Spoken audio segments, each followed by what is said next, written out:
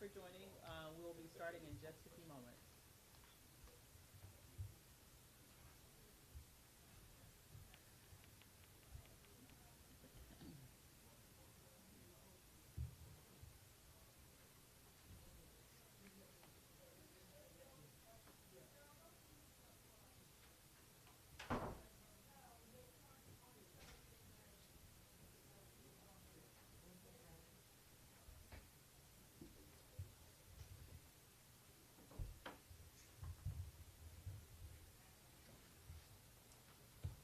Okay.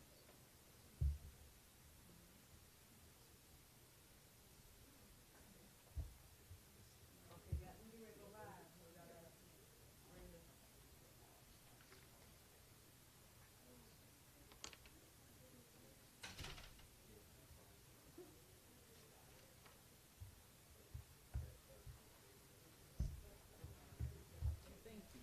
We're still, it's gonna be right by the end of the day, but it's getting there. Thank you. Hey, Vanessa. Do I need to talk into this? Let me know when you're ready to move. Somebody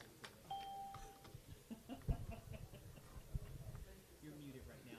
Just let me know. Okay. We have two people on the line. Are you ready? I can't see the mic.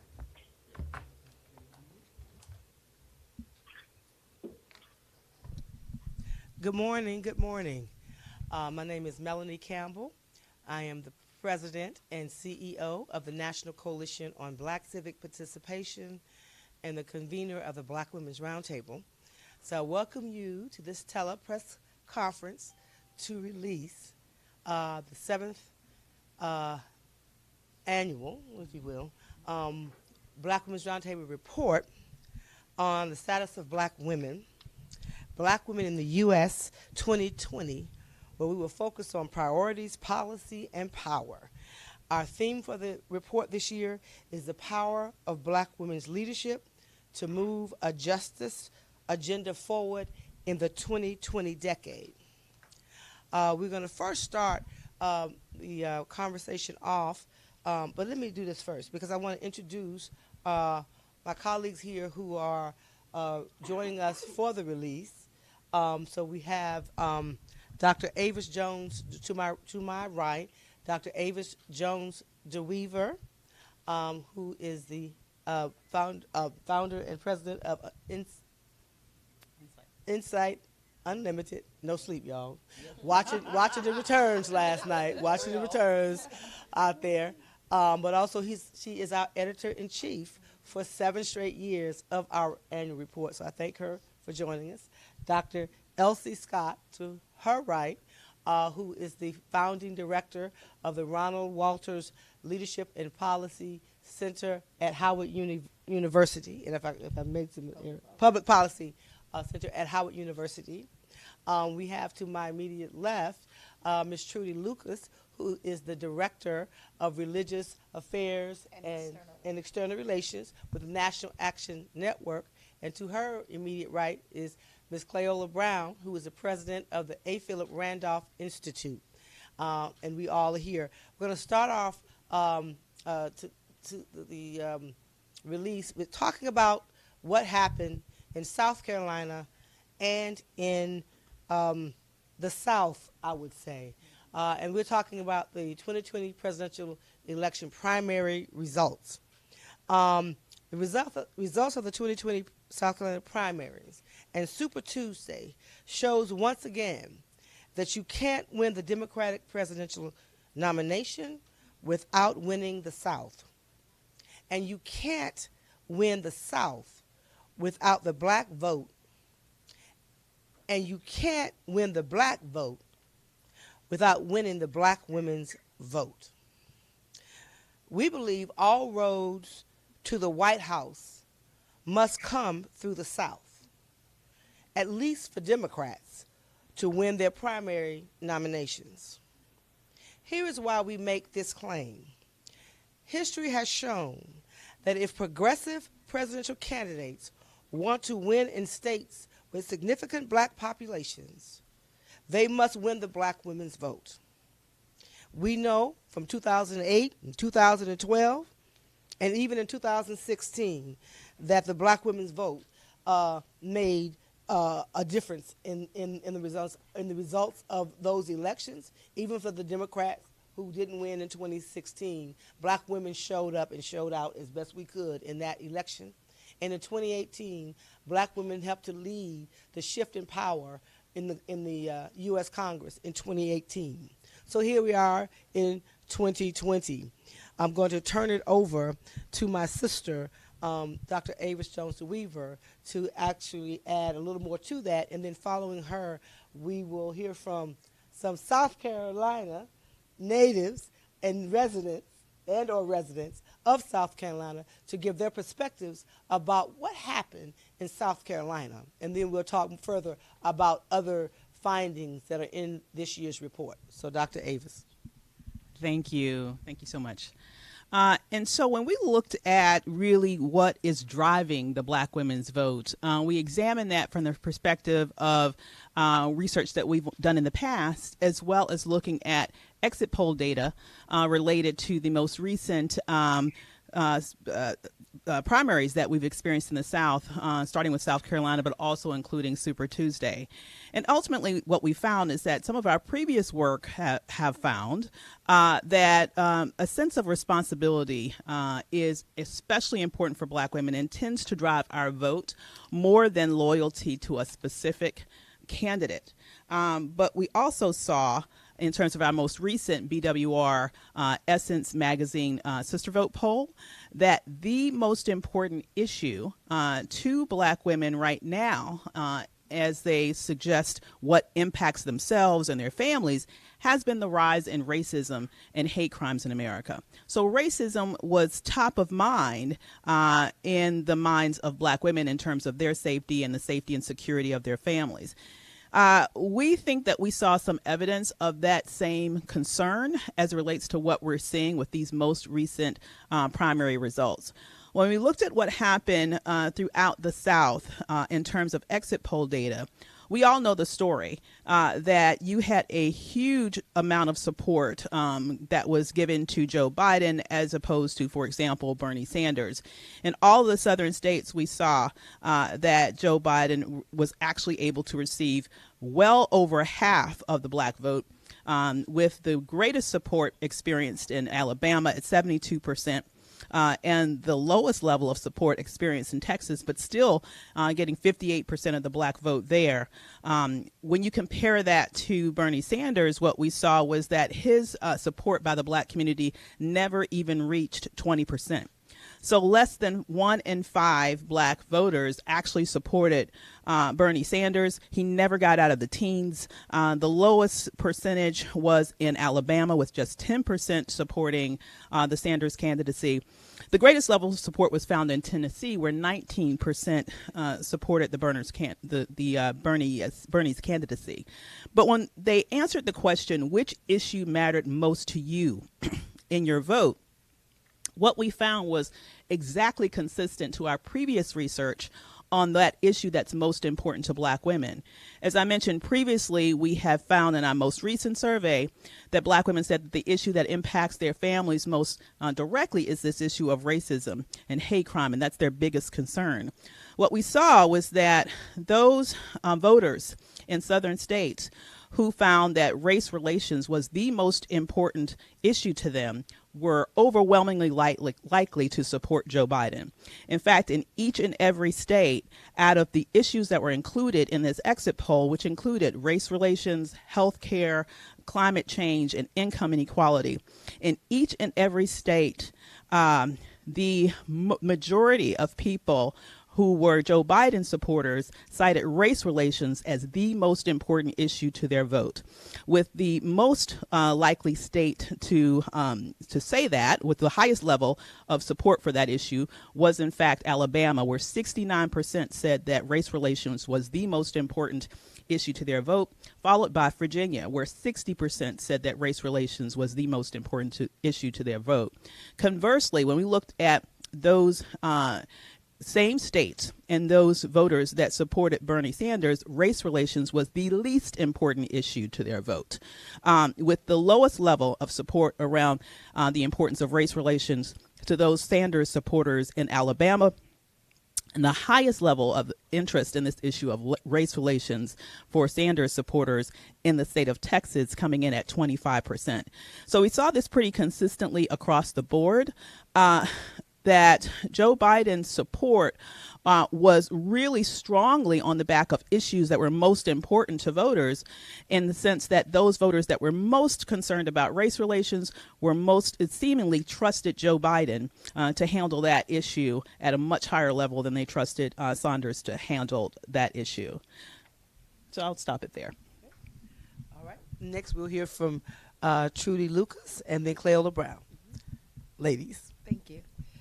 Good morning, everyone. I just thank you all for the opportunity to be here with all of my sis stars who just continue to do absolutely tremendous work in this time and in this season.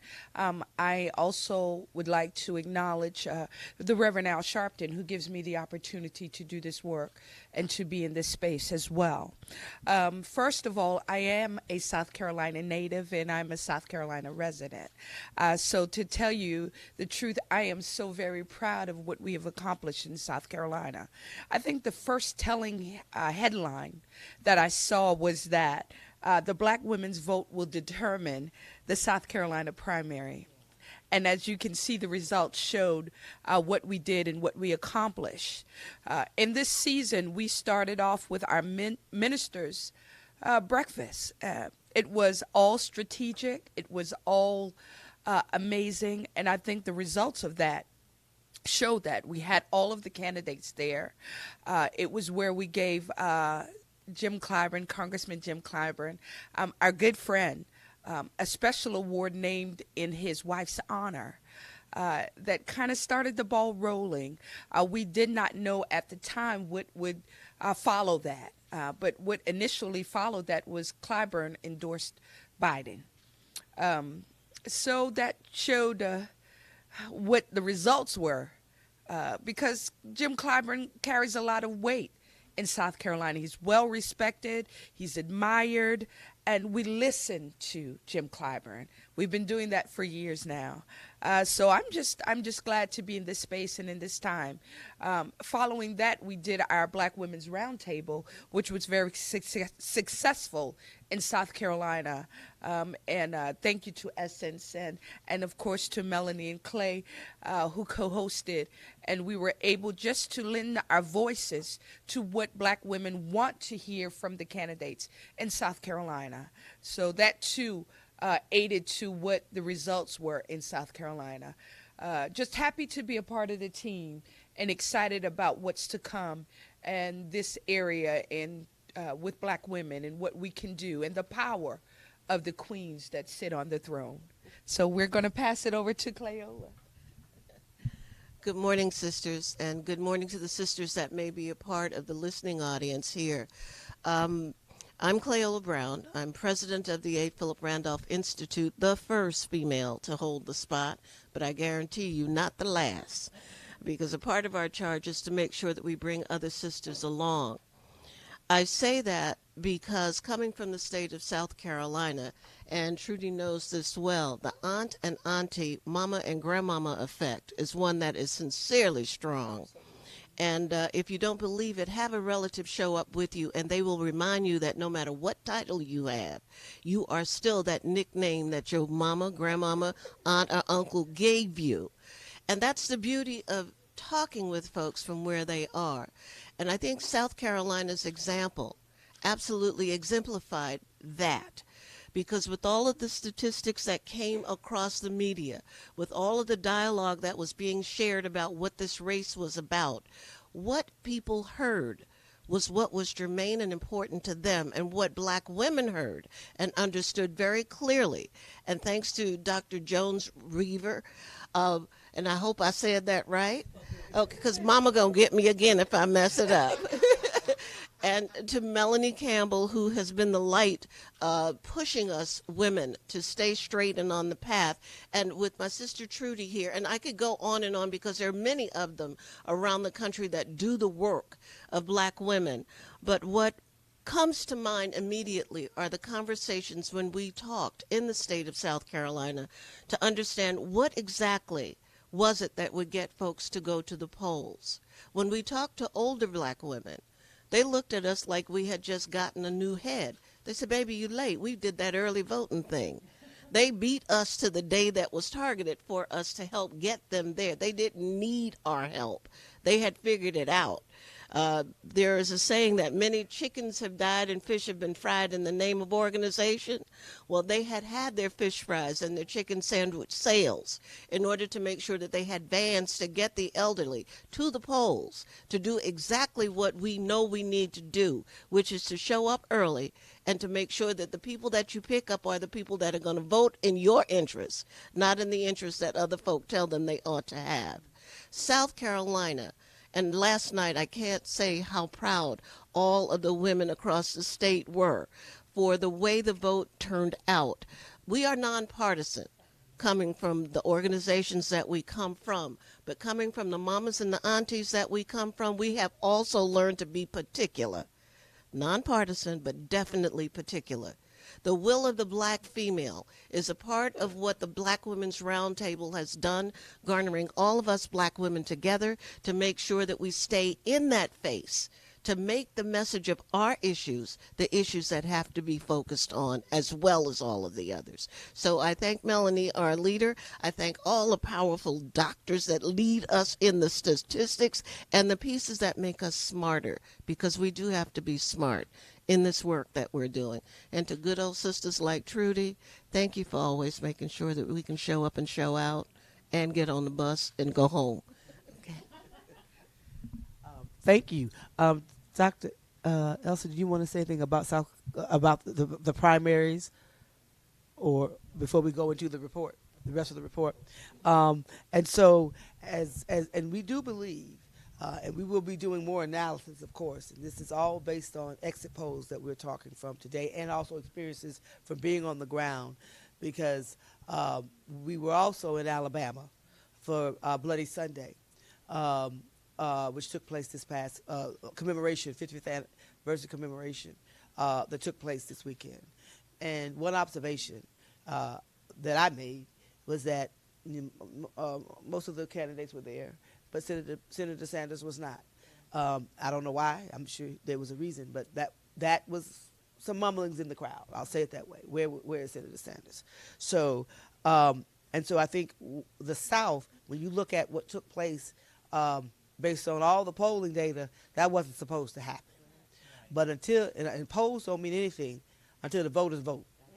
And when the voters showed up in South Carolina, and then you look at those southern states and the southwest state of Texas, four that ended up being in the favor of former Vice President Biden. 55% of black people live in the South. And so people don't understand the role that plays in progressive politics, and that we're going to continue to lift that. I think all of us here that are in this conversation are Southern black women, or historically come from the South, right? I come from Florida, you Virginia, and Louisiana. So South Carolina, Florida, Virginia, and Louisiana. So we also have lived experience to understand the role of the South, and we will continue to push that. And I do believe if you follow black women, you have a better chance at winning if you need the black vote. So we're going to move now to turn it over to Dr. Jones-Weaver and Dr. Scott to walk through. This is a part of the report that we're releasing today.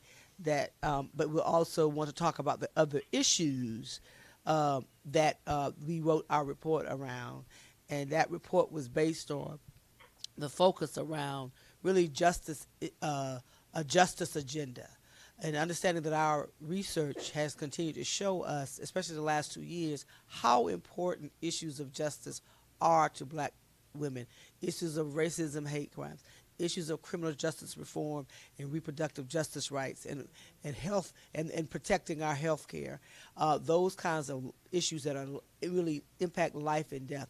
And so the report itself then reflects that in a deeper dive from some powerful black women and sharp black women who have written into this report. So we'll turn it over to our editor-in-chief and Dr. Scott to walk us through. Okay, great. Thank you so much, Melly.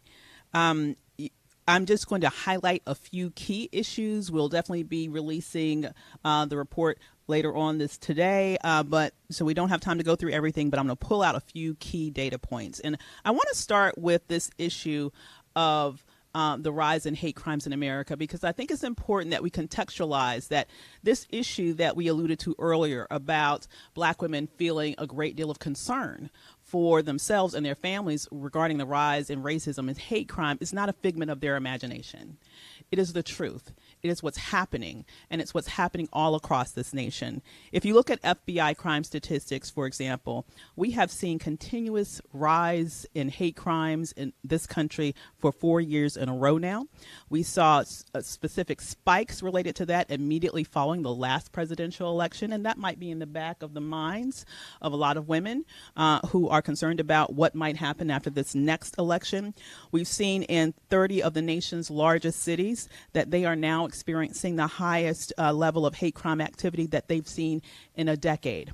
And so we are seeing not only rising hate crimes, but especially record high hate crimes levels. We've also seen a huge rise in the number of hate groups in America that have actually now hit a record total. And all of this is not just happening in isolation. When people are thinking about what they're voting for, I think they're thinking about that, but they're also thinking about other implications.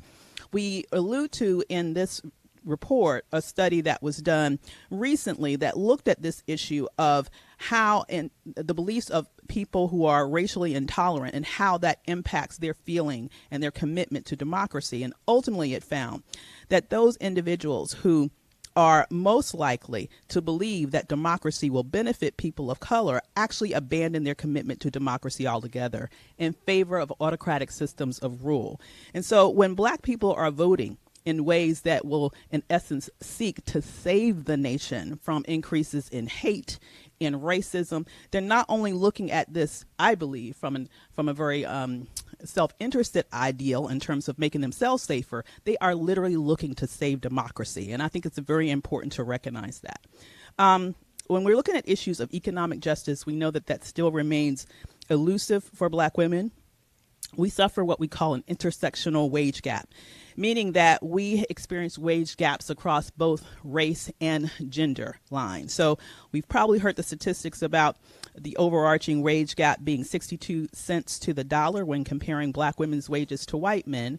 But we also suffer a wage gap as comparison to white women. We earn only about 79 cents to the dollar of the typical white woman, and only about 86 cents to the dollar to the specific to black men's earnings.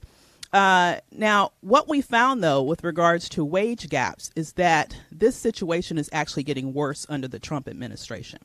I looked at the last 2 years of the Obama administration and the first 2 years of the Trump administration, specifically looking at median weekly earnings. And what we found is that if you look at the wage gap between black women and white women, it was actually going down in the last 2 years of the Obama administration and was noticeably smaller.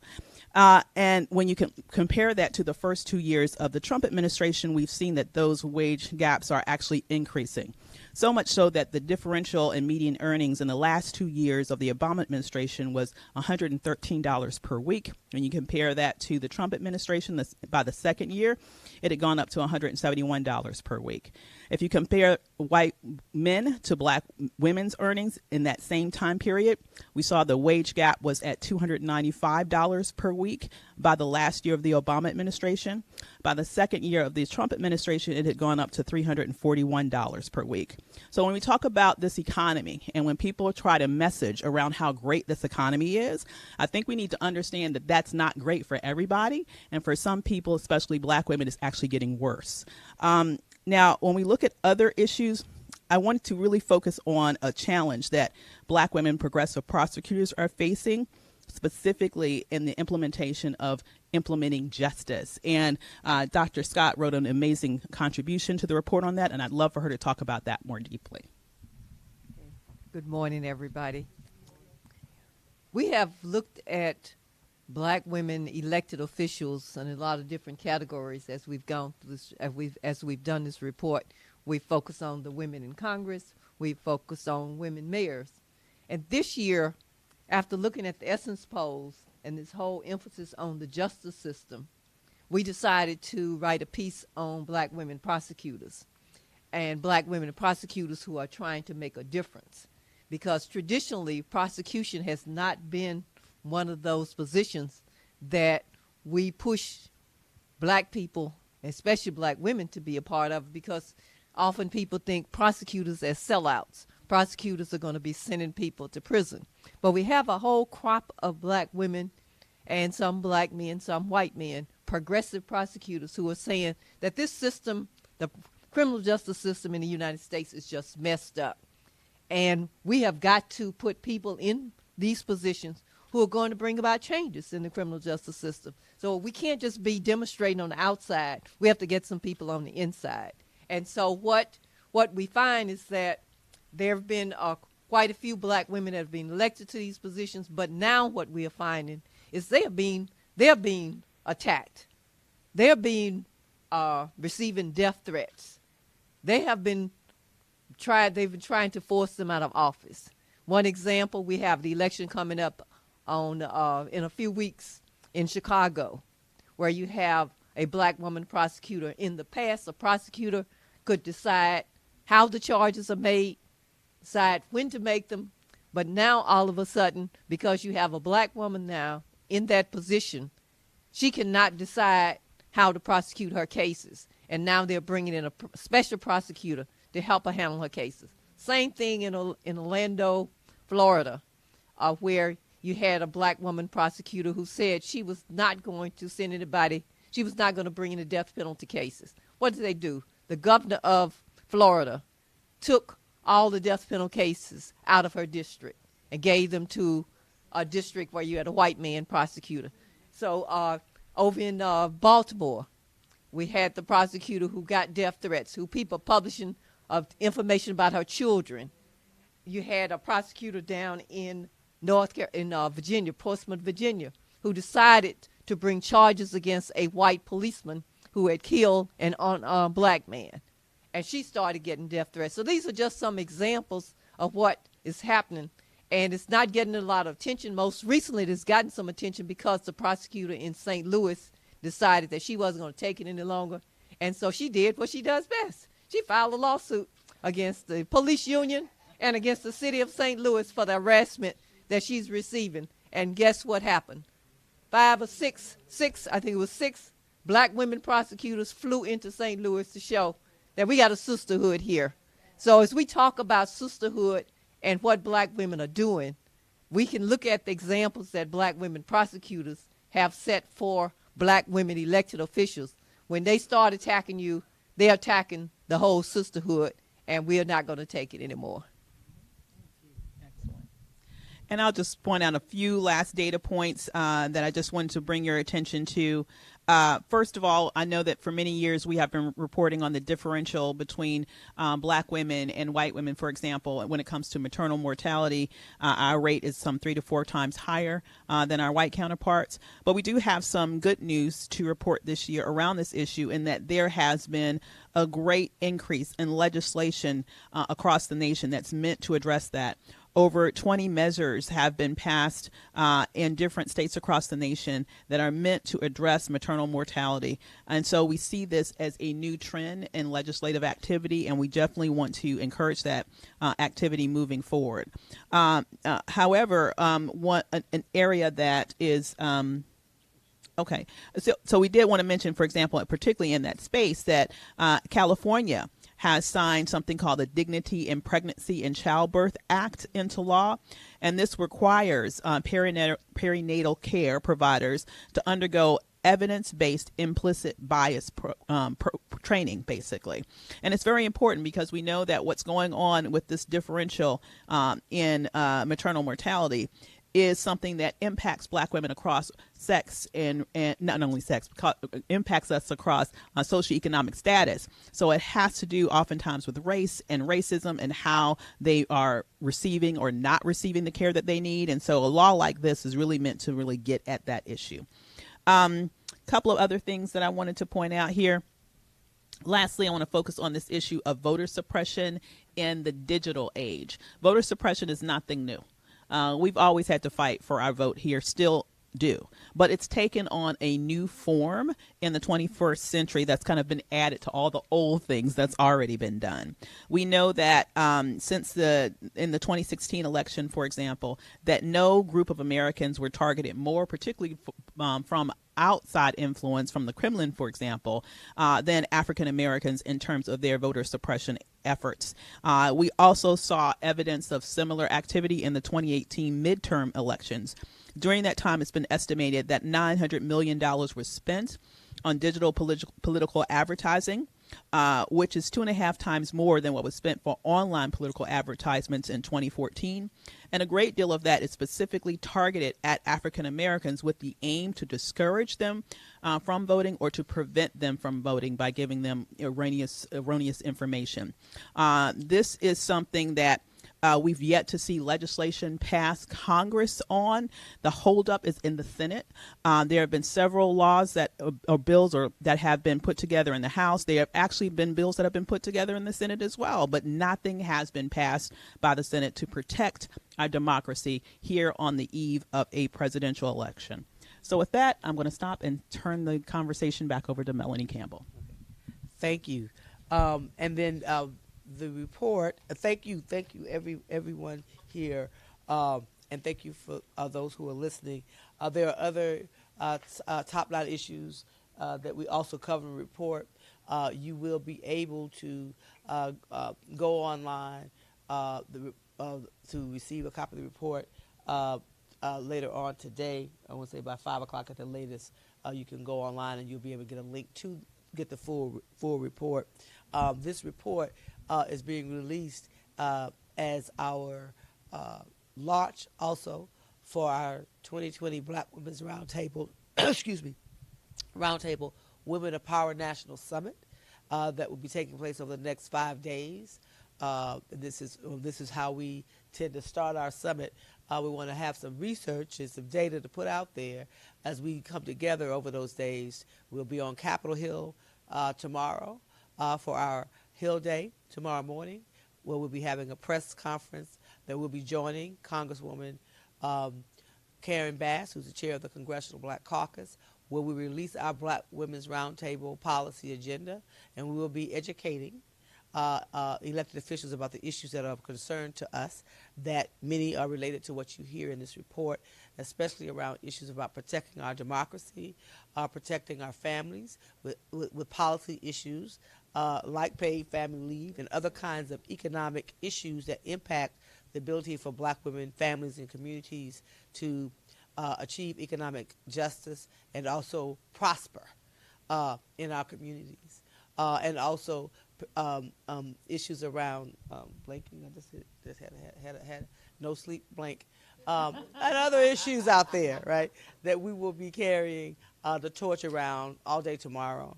And then we will spend Friday where we will go deep in going around with focusing on organizing strategies and going deeper with that. And a host of other things that will take place over the next few days. You can go to Black Women's Roundtable and learn more about the summit. We may be sold out. We're getting close. So I think if you're interested, you will be able to still attend, but also you'll be able to watch us online. We continue our partnership with Roland Martin Unfiltered, so I want to thank him for that.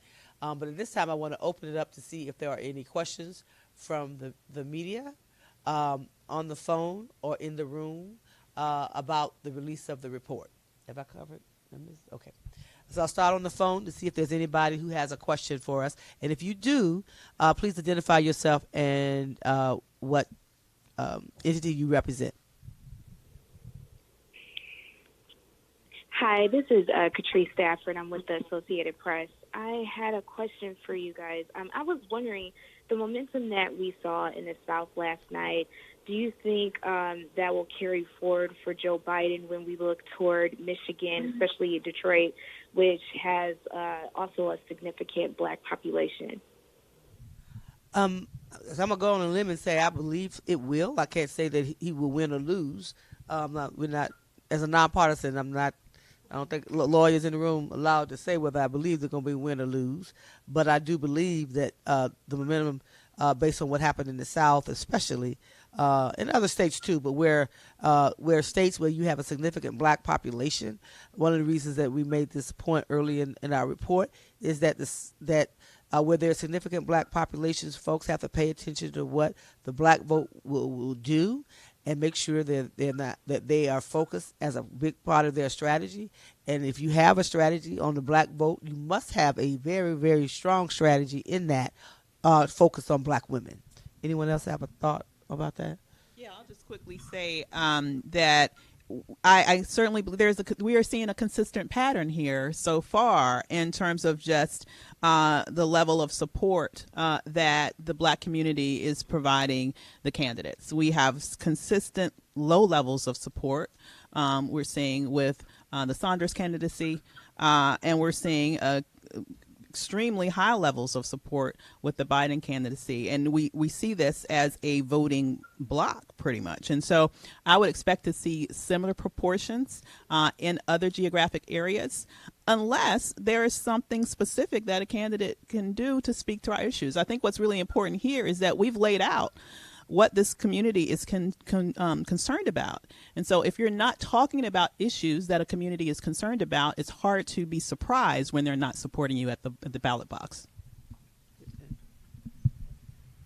I think. Okay. Can you hear me? Okay. I was just going to say that there's a lot of noise around the media about the improving economy and how well things are, but black people are not feeling these changes and how well we are doing. So I think that will drive people to the polls, is because there are a lot of people that are not happy with the way things are going. They're not happy with the tone. And you look, when you contrast Joe Biden to Trump in terms of their way they treat people, and I think these things mean a lot, especially to older black women. And so they don't like the tenor, and they feel like that's helping to raise hate crime. So I think you'll continue to see an increase in the turnout. And if I could just follow up with one question, I was hoping all of you could chime in on some of the issues that we saw, especially down in Houston and parts of California in terms of people having trouble voting. And what's interesting is, of course, it seems to predominantly impact black communities and brown communities. So I was curious, is there any concern about that? Is that something you will be paying attention to as the campaign season continues to move forward? I'm going to respond and then turn it over to our sisters to my left. I know we're very, very closely with the Election Protection Coalition, with the Lawyers Committee for Civil Rights Under Law and others. And I know even in Alabama, I can't speak to Houston, to Texas, but I know in Alabama there were a lot of problems in Alabama with our leaders who let us know what was going on. Sheila Tyson, who leads our work, both our work, Black Withdrawal Table and National Action Network down in Birmingham, Alabama, and Letitia Daniels Jackson down there, but we were very much connected to the Election Protection Coalition, and I know they were working around the clock. But let's see if you have any other thoughts about the last question and this one. Just working with the faith community across the country, we always encourage all of our faith leaders to establish election protection in the churches, in centers, so that the people that are having the trouble could lend voice to them. We also encourage them to get together with some attorneys in the area, so that we also have resources to help them with any issues that they may have at the polls. So as long as we continue to encourage them, we hope that the significance in them having trouble will decrease. But if they don't, we still have the resources and the voices that we can lend and let them know about the problems that they're having. Well, I think Dr.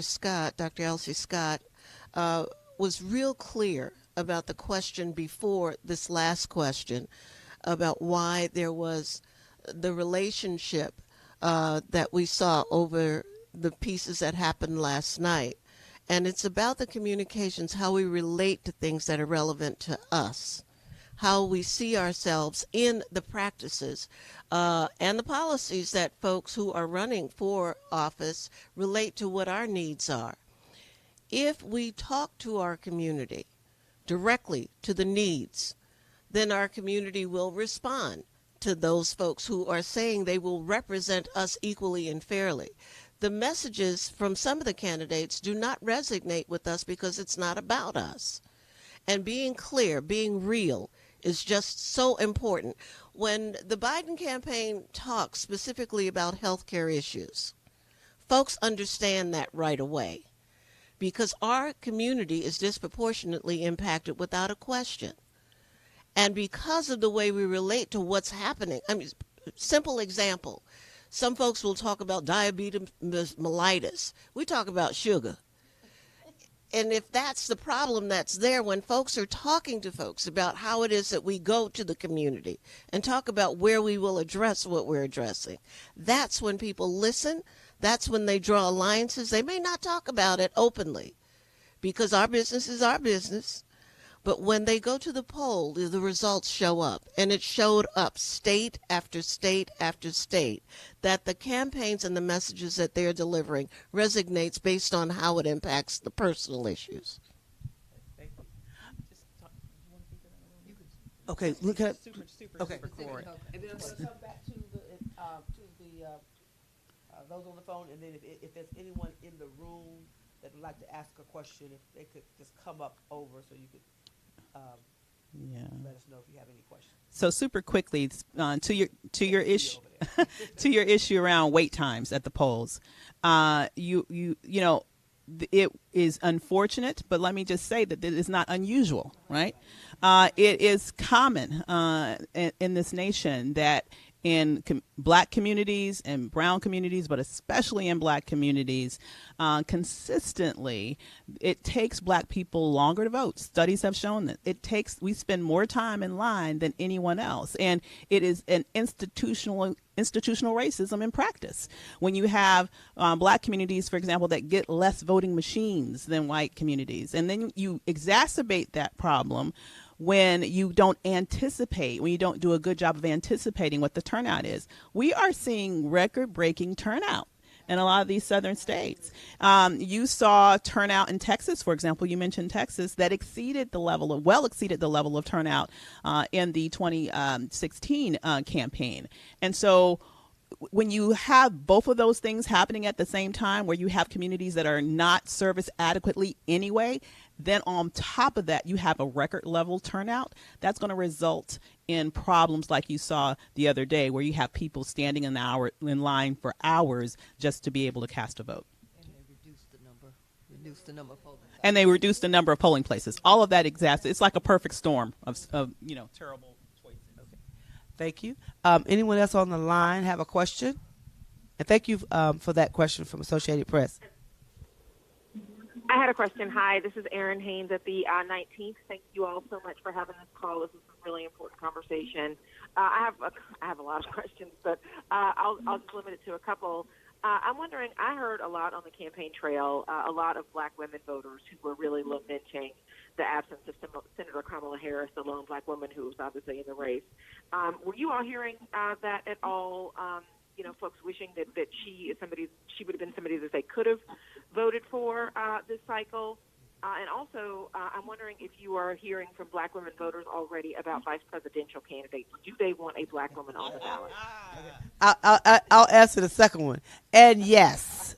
I won't say that in the last couple of days that I'll speak for myself, and then others who speak so much around Senator Harris's campaign, but I can tell you the immediate response when she had to pull out of that race for weeks on end.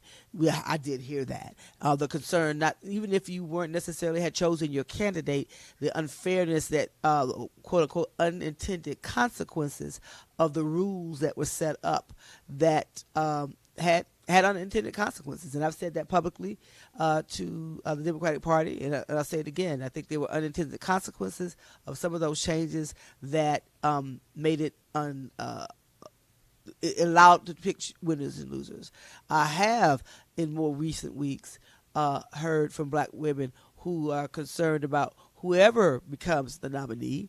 When you went from a very diverse pool of candidates to a pool that was all white, and it's not just about race, but race does matter in America, and that lived experience does matter in America that is impacted by issues of race.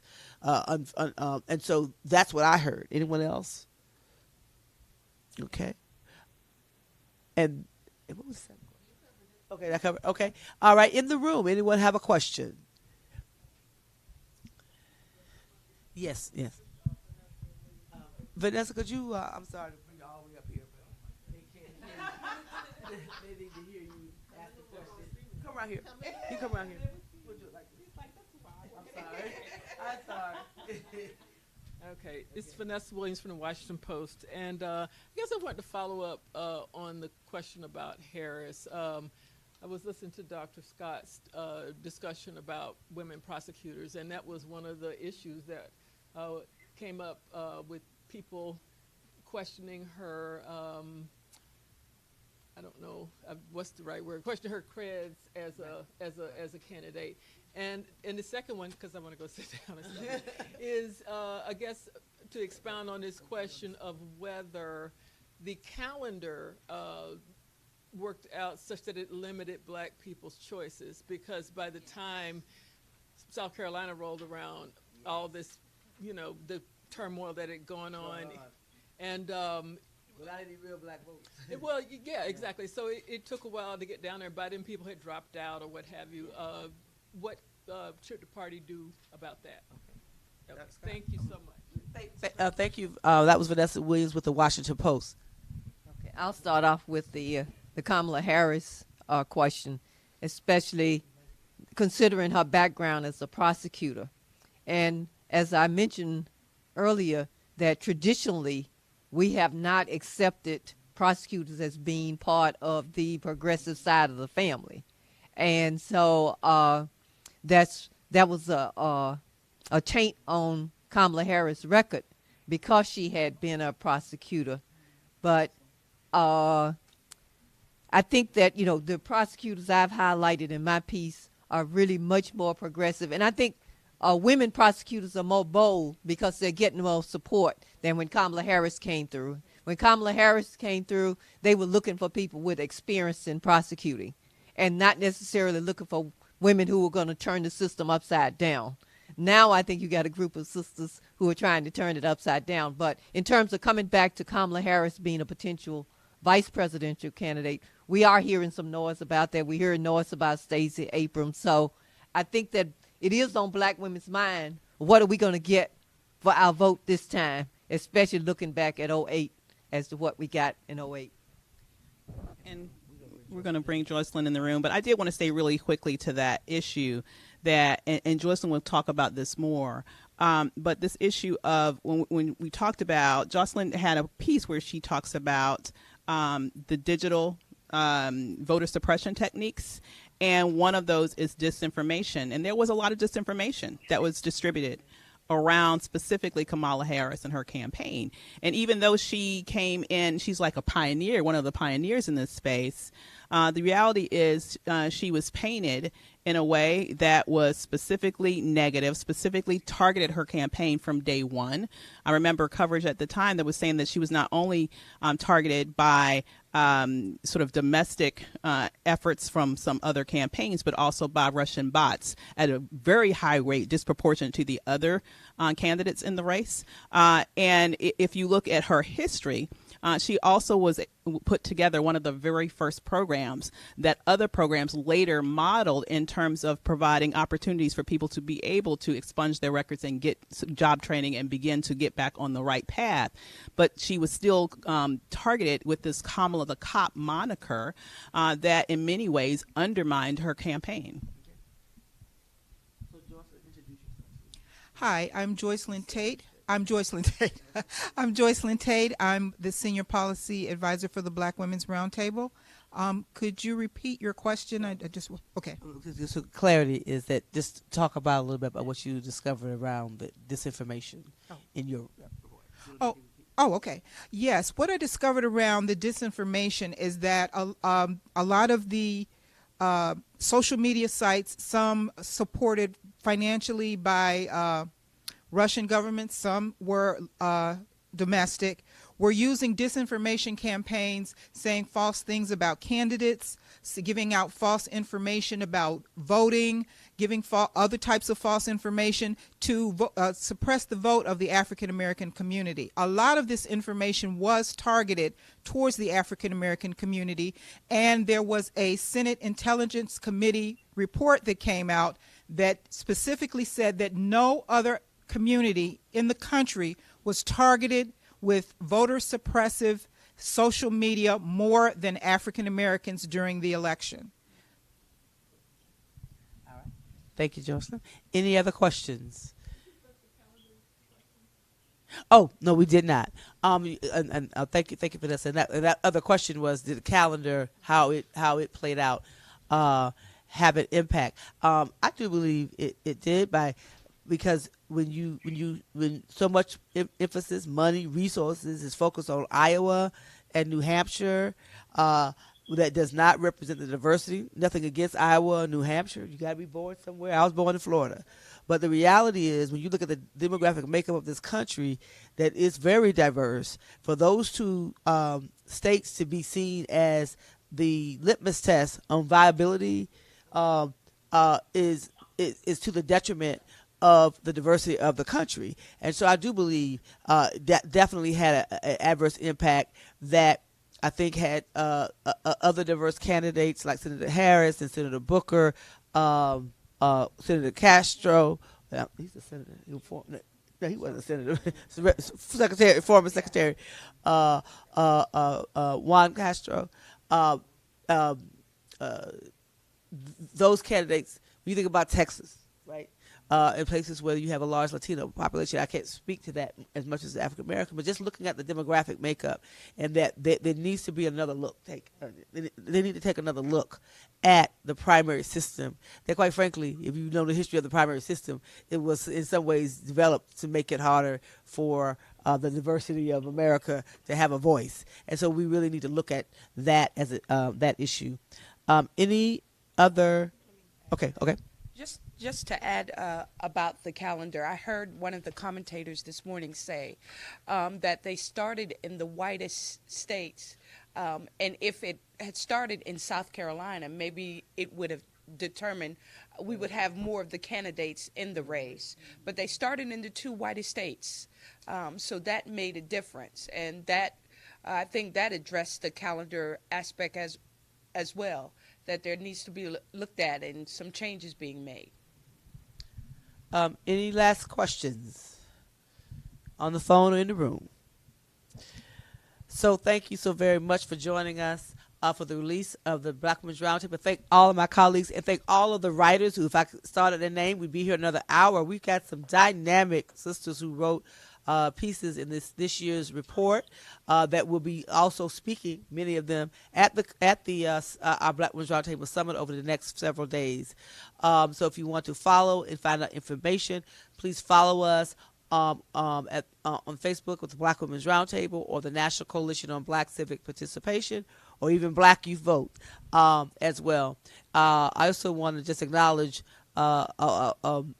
that I see one of my pastor in the room. He's on the camera. I got to say, Reverend Tony Lee from Community of Hope AME, who is always here, who is my pastor. And I thank you for being here today. And thank you all for tuning in. And stay tuned. Much more to come.